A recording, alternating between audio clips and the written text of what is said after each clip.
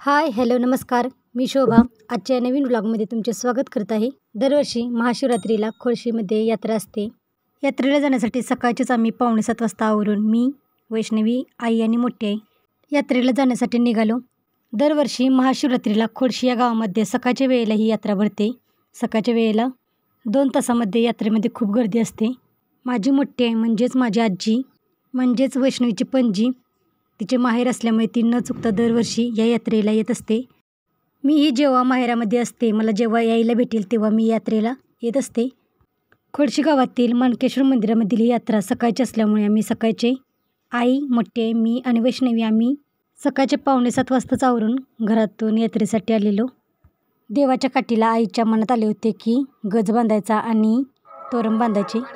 तर आम्ही येता येताच नारळाची मिठाईची दुकाने लागली होती. मग आम्ही येता नारळाचे तोरण घेतले आणि आता आई ती काठीला नारळाचे तोरण आणि गज बांधण्यासाठी देत आहे. आपण आज माणकेश्वर मंदिरामधील देवदेवतांचे तसेच देवाच्या काठीचे आणि देवाच्या पालखीचे दर्शन घेणार आहोत.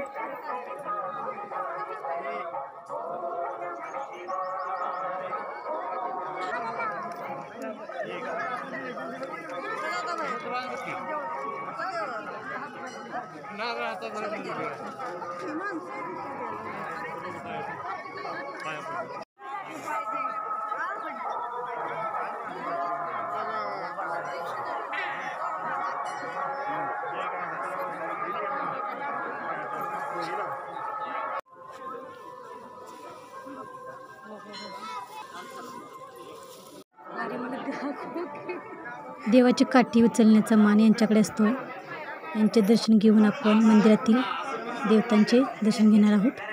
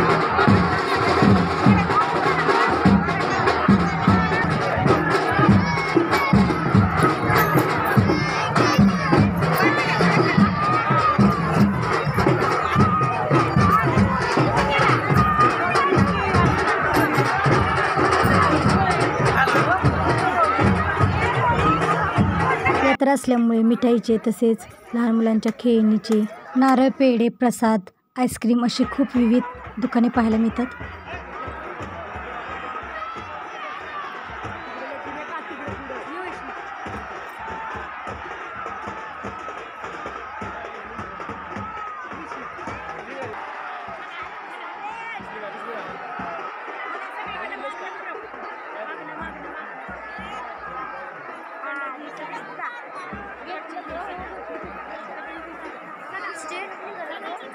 मानकेश्वर देवाचे काठीचे आणि पालखीचे दर्शन घेऊन झाल्यानंतर आम्ही गावातील पाहुण्यांच्याकडे गेलो.